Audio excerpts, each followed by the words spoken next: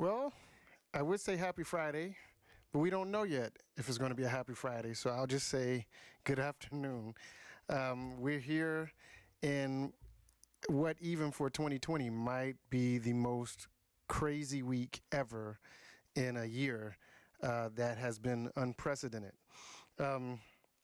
Lots to talk about today, but I want to first give a couple shout outs. So I'm wearing a shirt from Addis Boyd's company, Sisters of Liberty, which is a cool little shirt. Vote our country, it's our country too.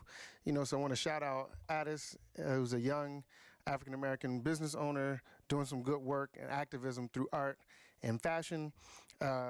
Remember, with everything going on, supporting the work we do, purchasing, CDs and curriculum guides help you have context, but it also supports the work and allows us to continue to work. And I want to give a shout out first to the passing of my father-in-law, Harold Smith. So this has been even more of a crazy week for our family. He was 83. We'll definitely be dedicating the ancestral veneration section of this to his memory from our family's point of view.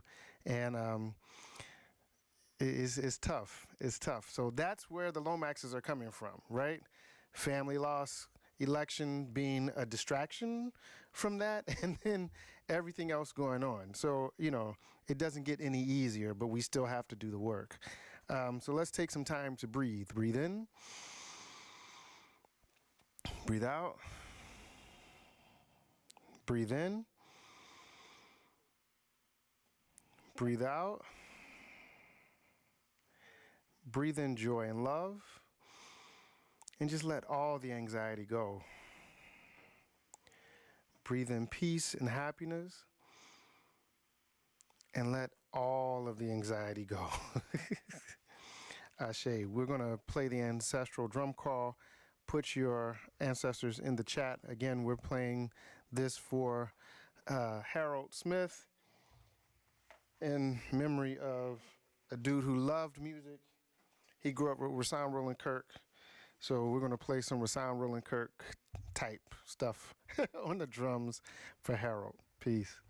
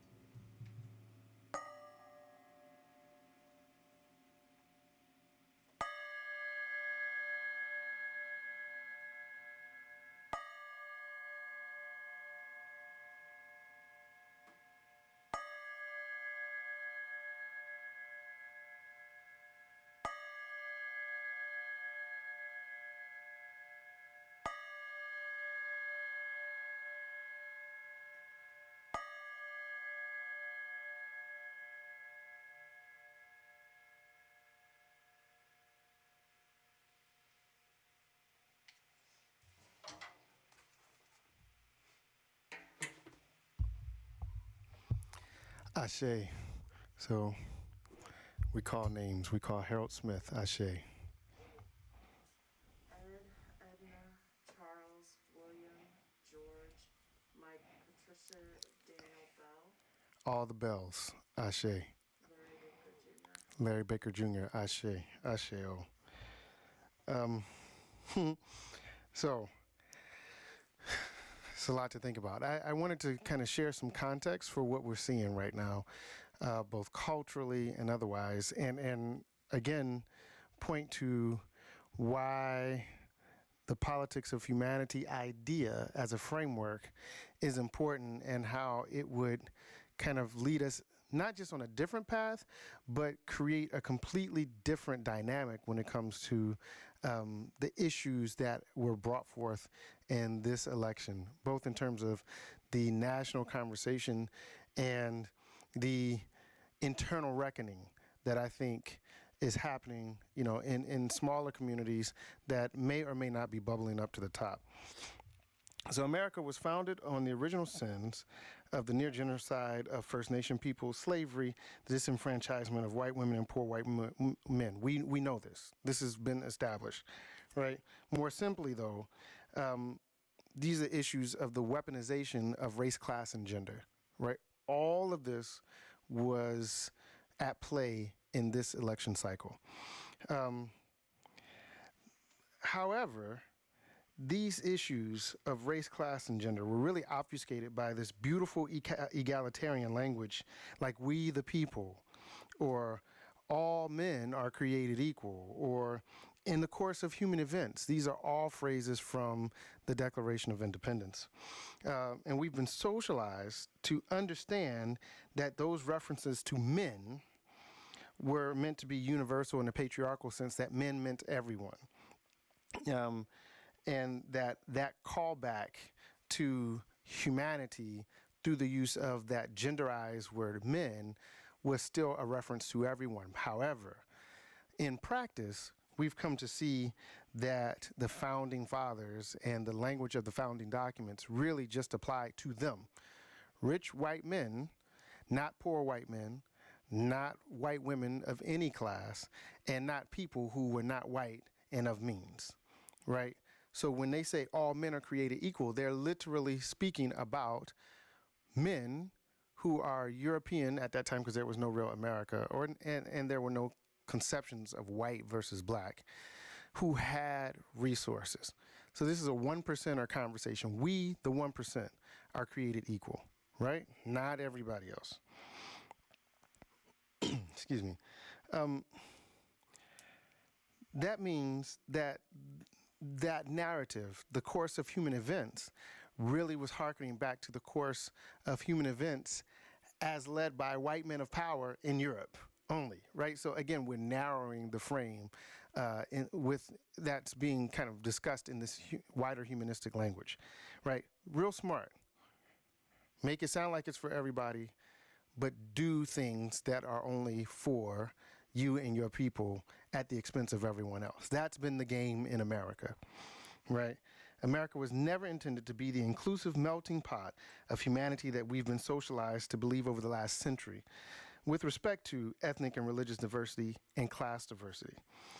It was really intended to be a home for the respectable European ethnicities to the exclusion of the Irish, the Italians, the Ashkenazi Jews, and other Slavs and other ethnic groups who are European, but not the respectable quote-unquote Europeans, right?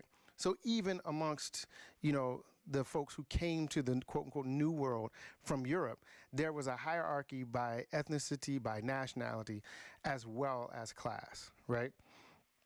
And so this lasted really until the Immigration Acts of the 1920s. I think it's 1921 and 1924, where post-slavery, there had to be an adjustment of the population to make sure that those who became white remained in the statistical majority, right? Because of this apparatus of democracy where votes count, right? So there were more enslaved Africans who became free as a result of the Emancipation Proclamation, 1863, 1865-ish, that range.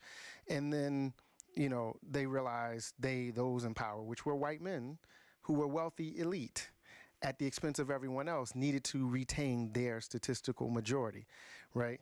Um, so they allow other European types in who were not necessarily the respectable ones. This is when the Italians became, what is that, firefighters, and the Irish became police officers, and everyone found a place in modern, quote unquote, American society and became socialized into whiteness, which was new, right?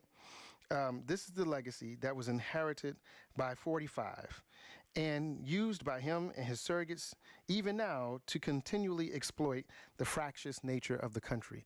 This is because those who were let in and honored, or not honored, that's not what I want to say, and welcomed into whiteness still did not have a place in American society as defined by we the people, those original wealthy white men who drafted the language, beautiful language of these founding documents and then worked to build a nation, right? That's relative. The building was all done by enslaved Africans, poor white men and white women and everybody else, right? But this is the narrative that we've been taught, right? Let's be clear.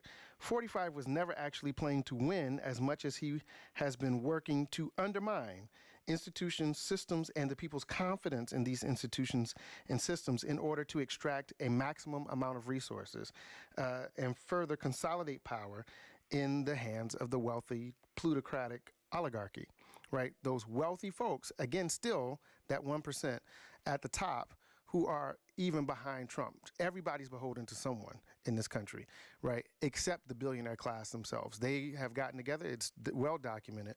Over the last probably 15 years, there have been research papers from Yale, from Stanford, from other places questioning whether or not America is a democracy because of the influence of this unofficial oligarchical class, right? And these folks have continued to prosper despite all of the challenges, so, quote unquote, on the ground. You don't believe me? Just look at the stock market, right? The stock market has behaved in interesting ways in spite of the country's suffering. So yes, it's been volatile. It dropped significantly back in March. It's been on the rise ever since. And the country's elite have made $637 billion since COVID hit. In the meantime, everyone else has been trying to figure out how we're going to eat, pay rent, and the like, right? So Business Insider, just to back up this assertion, Business Insider had an article on February 5th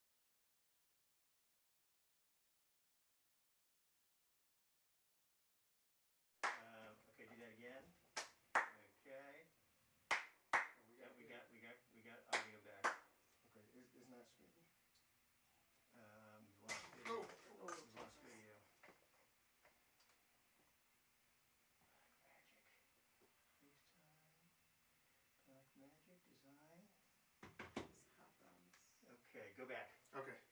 I don't know what happened. All right, I think technical. the way down, you're not. Let me start streaming again first. Okay. Let me get you going now. Okay. How's that look?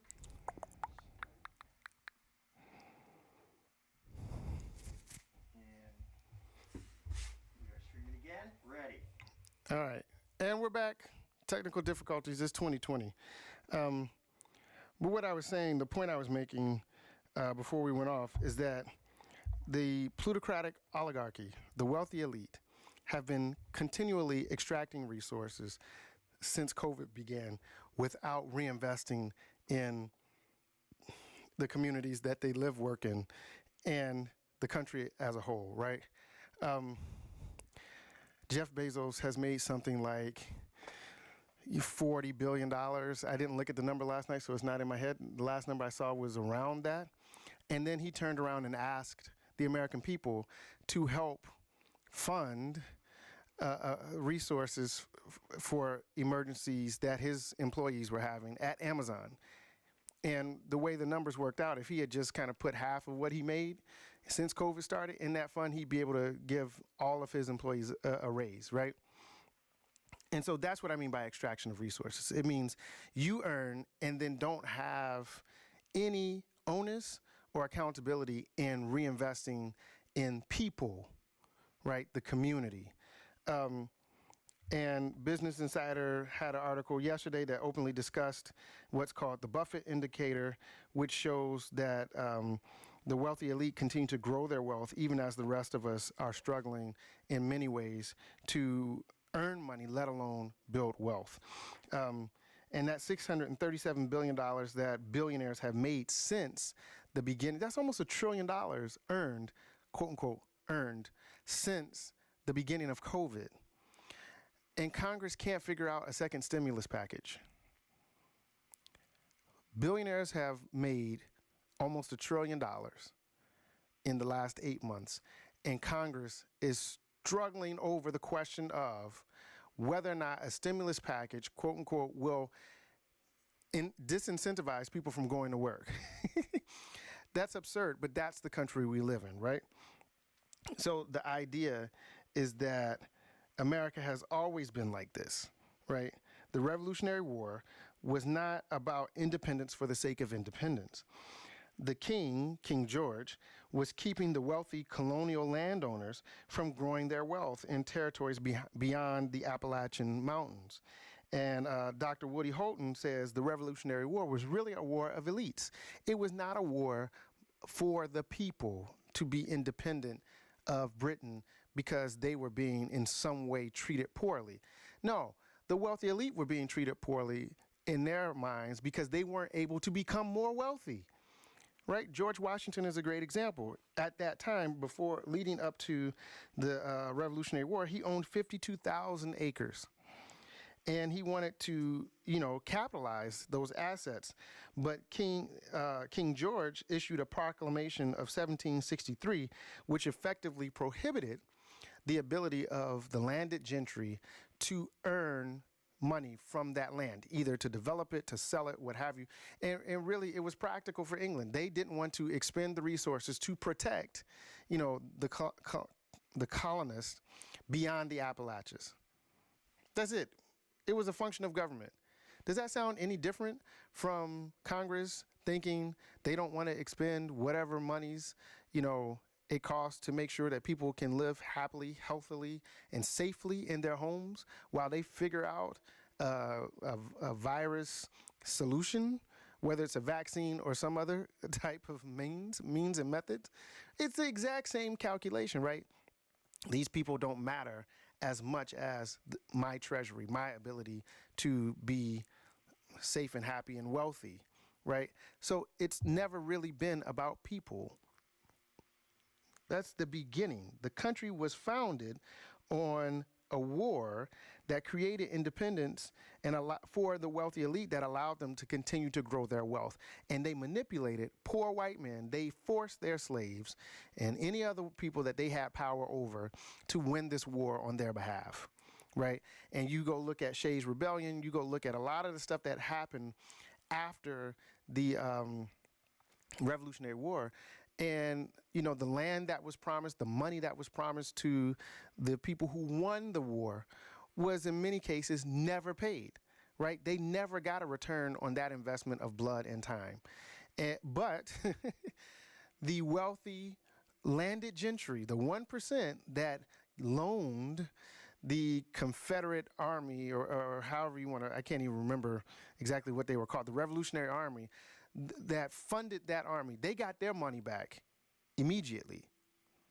But the people who fought in the war did not. Yeah. Congress acting like King George. Congress is absolutely acting like King George in the context of a democracy, right? So, this is what 45 and those behind the scenes, pulling his strings like the Mercers and the Kochs and others mean when they say great again, right? They mean total control and power and domination over everyone who is not them, right? This is why they respond to everyone around them, no matter how they identify ethnically, as though their sole purpose is to serve their interests, right? Their game is and always has been power by any means necessary. That's why they continue to build wealth while the rest of us lose it. This country was not built for all of us. And by all of us, I mean all of us who don't have $1 billion. So this goes beyond beyond race, beyond gender, beyond religious identification. It's always been about power as it relates to wealth, class, right?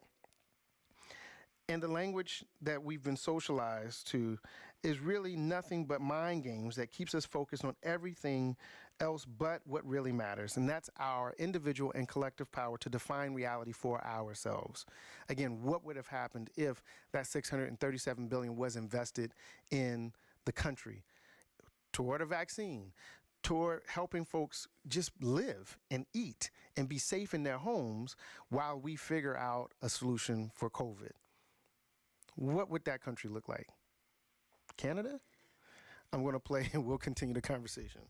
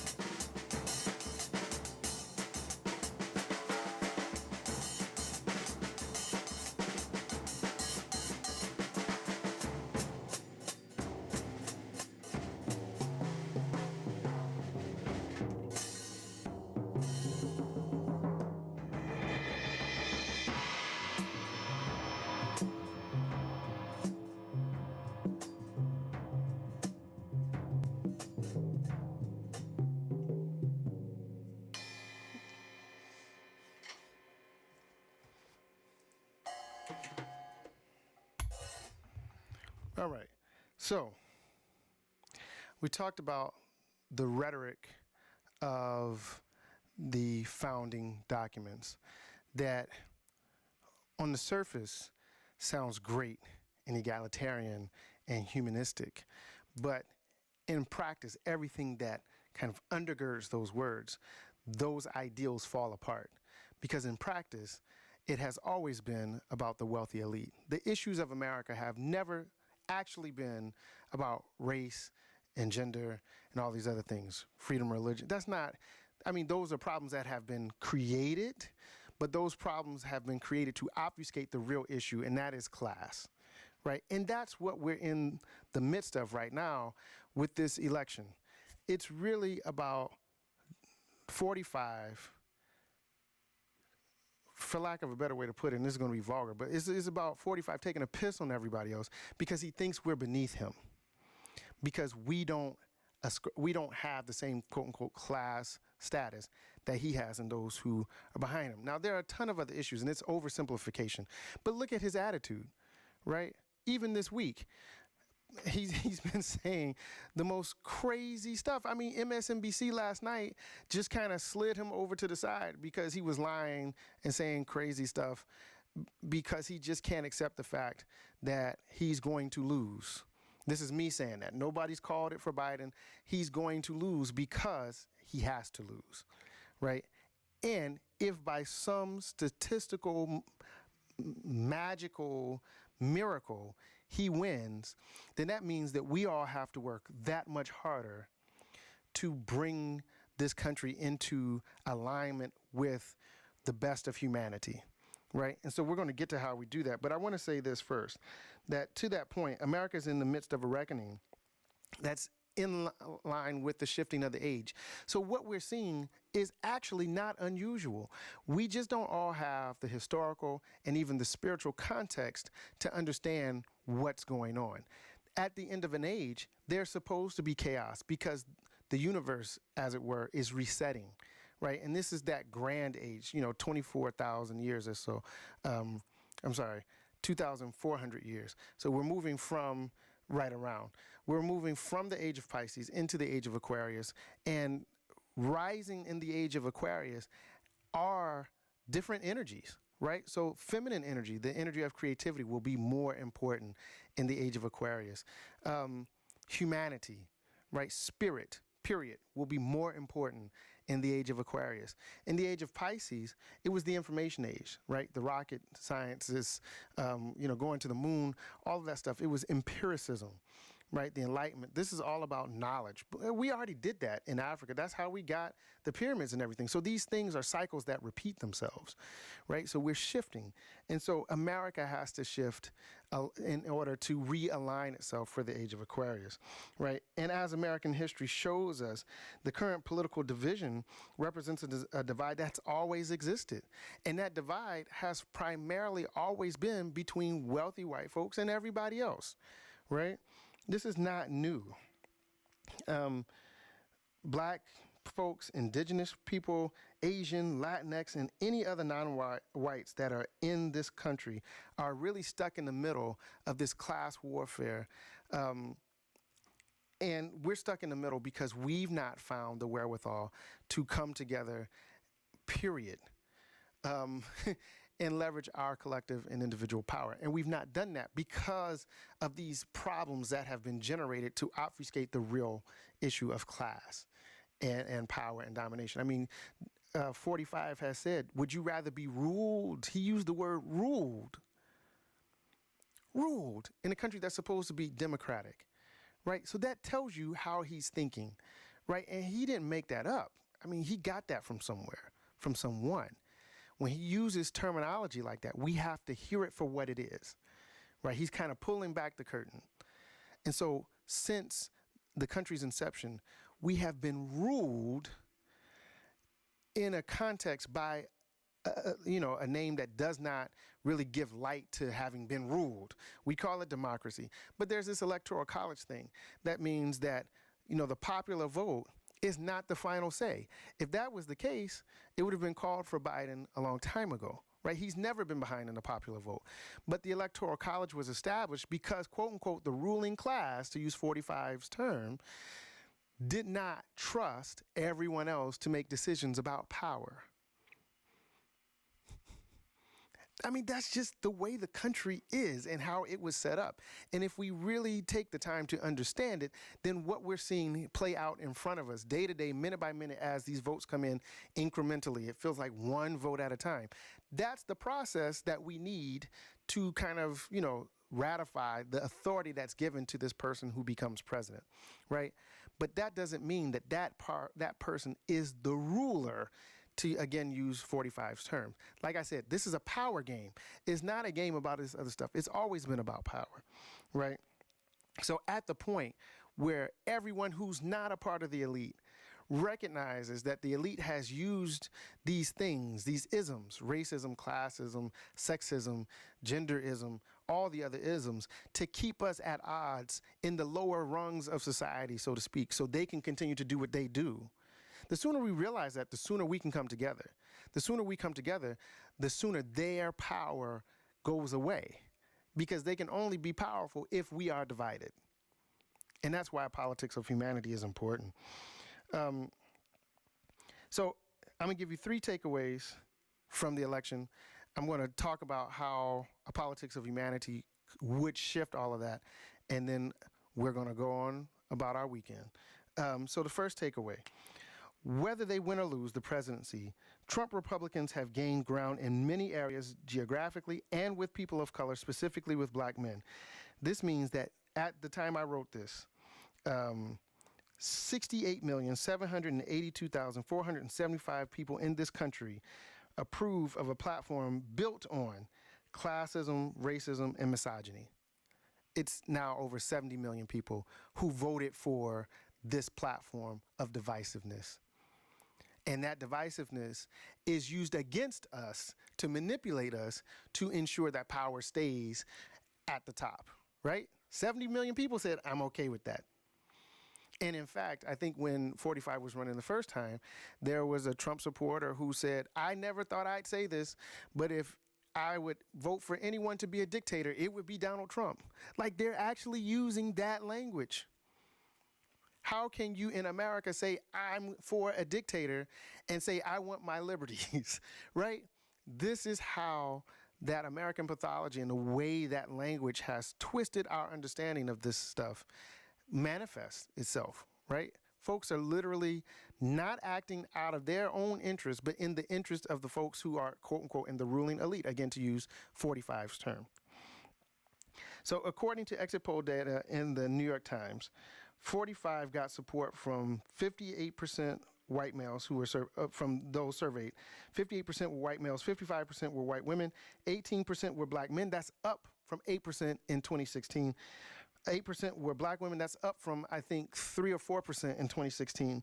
36% of Latino men, 28% of Latino women, 37% of those identified of those who talked about their racial identification were multiracial. Biden did better with black Americans, Latinx Americans, and multiracial Americans, but 70 million people, again, in this country of all ethnicities support authoritarianism, racism, classism, and gender-based misogyny. 70 million people. We can't let that go. That's an important metric, right? Again, of those surveyed, 45 got support from the college-educated, people who identify outside of gender norms at 28% of those surveyed. Parents, evangelical Christians, 76% of evangelicals voted for Trump versus 23% who voted for Biden. And all income brackets, union workers, military folks, liberals, 10% of those surveyed identified as liberal and voted for Trump. 33% of those surveyed identified as moderate voted for Trump. And conservatives, of course, 90 some odd percent, 93%. Dems voted for Trump. Of those surveyed, 6%. Conservatives, 84%, Republicans of 93%, I got that flipped, and 40% of those surveyed identified as independents, right? So this is everybody, a little bit of everybody who voted for authoritarianism, racism, classism, and gender-based misogyny, right? They live all over the country, rural and urban. 57% were white of survey respondents and 26% non-white. Those are folks who voted for 45. College-educated whites broke pretty evenly for both candidates at 49% each, and 27% of college-educated whites, non-whites, voted for Trump. He's getting everybody. So that narrative about the white working class, the undereducated whites, that's not the story here, right? He's getting a sliver, at least, of everyone. That means I got neighbors, you got neighbors, we got cousins, aunts, and uncles that in some way, shape, or form support this platform of divisiveness. 70 million people is about 20% of the nation's population. 20%, 1 in 5 people. We cannot disregard that, right? In the context of an American pathology, right, we've talked about this. This is the what happens when we're socialized in this racist, classist, sexist society, right? This is how it manifests. That not only are we voting, I say, because that's 20% of us. We are voting not just against our interests, we're voting against what we have ascribed as our values, right? And those 70 million people that voted for 45 so far are those who have the most acute diagnosis of this pathology, right? But unlike in 2016 where they tried to narrow the narrative and say, oh, we didn't understand white working class men. Again, this is a piece of everybody, right? And I want to talk about why that is. So my second takeaway, before I play something else, is this. If and when the Biden-Harris ticket is shown to have won, they won't be seen to have a mandate.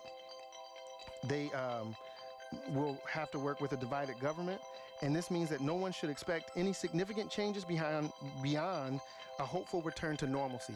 And that normalcy is the context for normal racism, normal sexism, normal gender-based misogyny, right? Biden is not going to bring or usher in a reset. He can't, and he doesn't have the skill set. Neither does Kamala. They don't have the skill set to usher in the type of reset that I know a lot of us have been yearning for, right?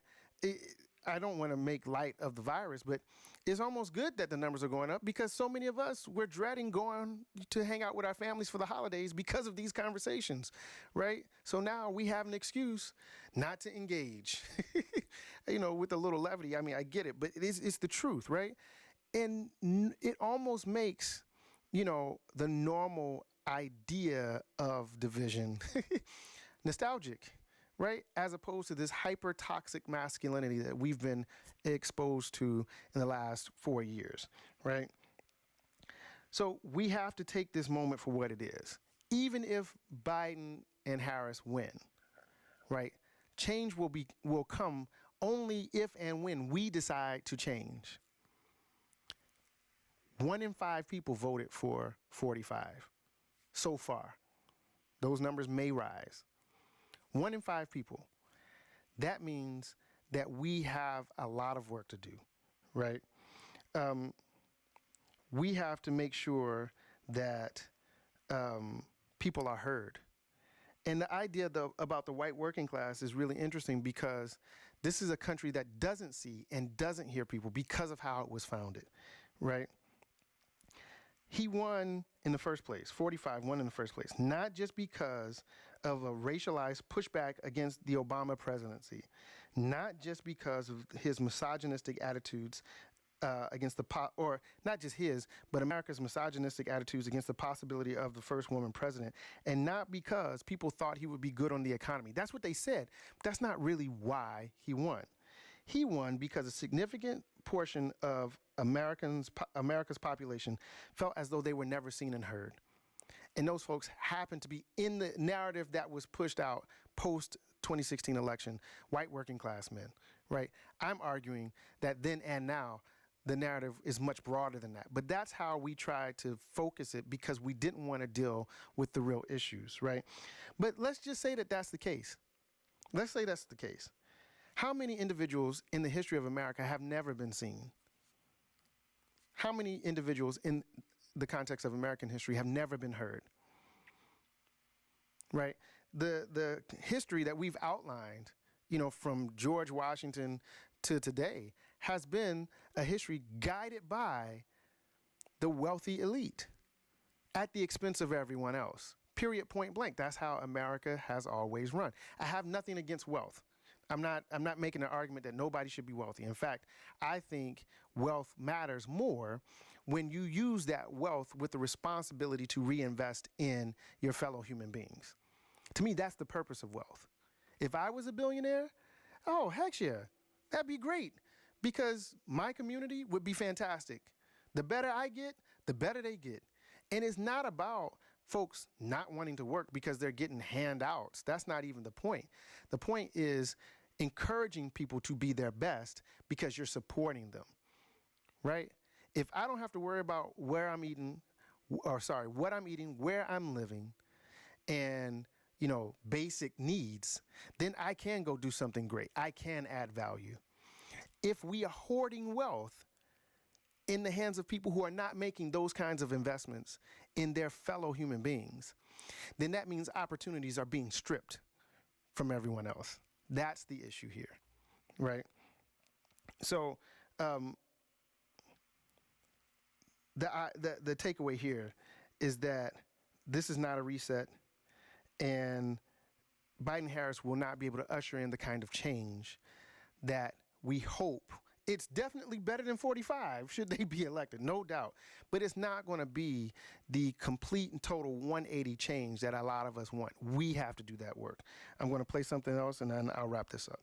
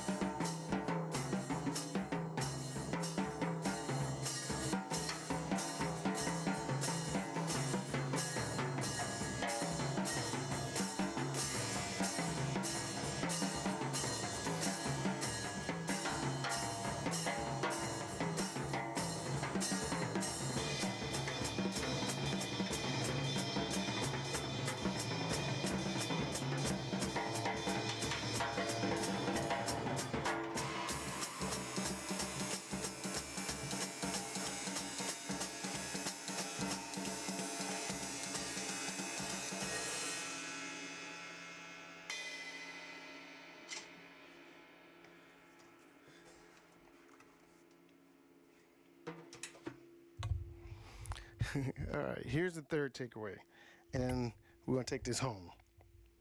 Fundamentally, because of the history, because of the white elite creating all these problems for everyone else, which is obfuscated by this narrative of, melting pot, of, we the people, of all of these things. All men are created equal and, have these unalienable rights to life, liberty, and pursuit. All this beautiful language, right, that has not been extended to everyone, right?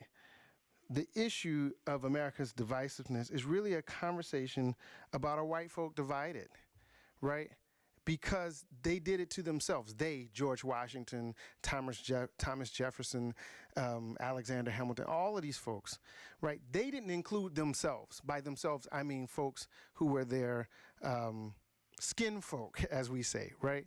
So poor white people were not included. And obviously they didn't include everybody else because at that time I would have been only valued as 3/5 a human being, right? So the whole country was founded on divisiveness. So what divisiveness they're talking about in the media is not new, right? It's just not ever been addressed. And it's not been addressed because we have not developed a culture in which everyone is seen and heard. So the path to seeing and hearing and enfranchising people is, I believe, through the cultivation and practice of a politics of humanity, right? One of the reasons why, as an example, white working class America has not felt unseen is because we don't do that, right? A politics of humanity would embrace all and shift the value proposition from material wealth, right, which is how a lot of these folks are holding power through their material wealth, right? Switching the proposition from material acquisition to valuing who we are to and for each other. That means adding value. So the more value you add, the more valuable you become in your community, right? Again, the Dagara people, I think, in Burkina Faso are people that as you age, your level of respectability in your community is based on your investment of time, talent, and treasure, whether you're a hunter or a farmer or a storyteller or whatever, that time, talent, and treasure investments in your community, right? So if you're my elder and I remember you when I was 5, helping me when I skinned my knee, I'm going to respect you because you took the time to just value me, right? That's a different kind of currency than, oh, you a billionaire? You drive this? You live there? Oh, I respect you just because. That doesn't even make sense because maybe that person didn't even earn it. Maybe that person inherited it. Does that mean they're inherently more valuable than you and I? No. This is the insanity that we deal with on a daily basis, right? While there have been many college-educated and religious people who have approved of 45's rhetoric, policies, and behavior, it's worth mentioning that in America, our education system was really cultivated to make us better employees, not better human beings. Right? We led the world in innovating high school, but high school only happened because we needed people educated enough to go work on these assembly lines. It was never about educating people to be their best human selves, right? So a politics of humanity is one that will ensure that we are educated as human beings with the ability to think critically, to problem solve, and creatively implement solutions that are grounded in justice, in equity, and inclusiveness toward the cultivation of a truly egalitarian society. You can only have a truly egalitarian society when certain things are taken for granted. Default positions, right? Equity is default. Equality is a default position.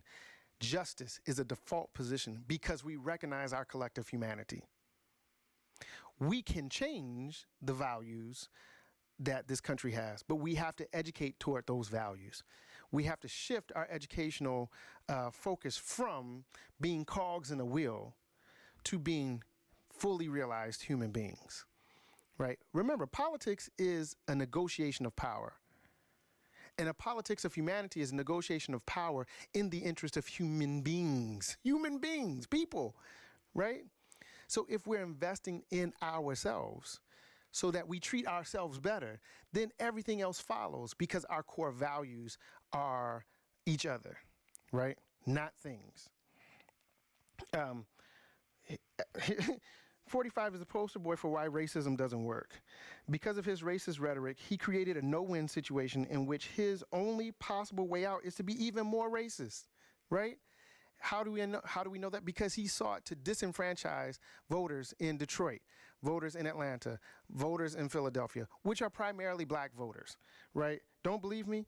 Detroit is 79% black, Atlanta is 52% black, Philly is 42% black, and Milwaukee and Wisconsin is 39% black. And all of those districts came in for Biden. So his only path out, because he used this very narrow, divisive framework, was to double down on that framework. And it's just not working, right? We have to ensure that people in America, people in the world can be healthy, happy, and whole, right? If you're even thinking about it from an economic situation, research has shown that happy people are generally more healthy, more productive, more generous, more collaborative, and more inclusive, and the list goes on. Like, we're fighting science at this point. It just doesn't make sense, right? Lastly, I want to leave with these words. You might know them. We hold these truths to be self-evident, that all humans are created equal, that they are endowed by their creator with certain unalienable rights, that among these are life, liberty, and the pursuit of happiness. A politics of humanity guarantees that the rights to life, liberty, and happiness are there because a practice of such a politics requires action from all of us to ensure that we all are happy, healthy, and whole. We change this country, we change this world when we shift the value proposition from things, from material wealth, to honoring the value that we all bring to the table. It is a table that's big enough for all of us. When we decide to practice the politics of that collective table, we will change the world. That's my comment on this election cycle and what I think we need to do to move forward. Y'all have a good weekend. I'm going to play us out. Peace.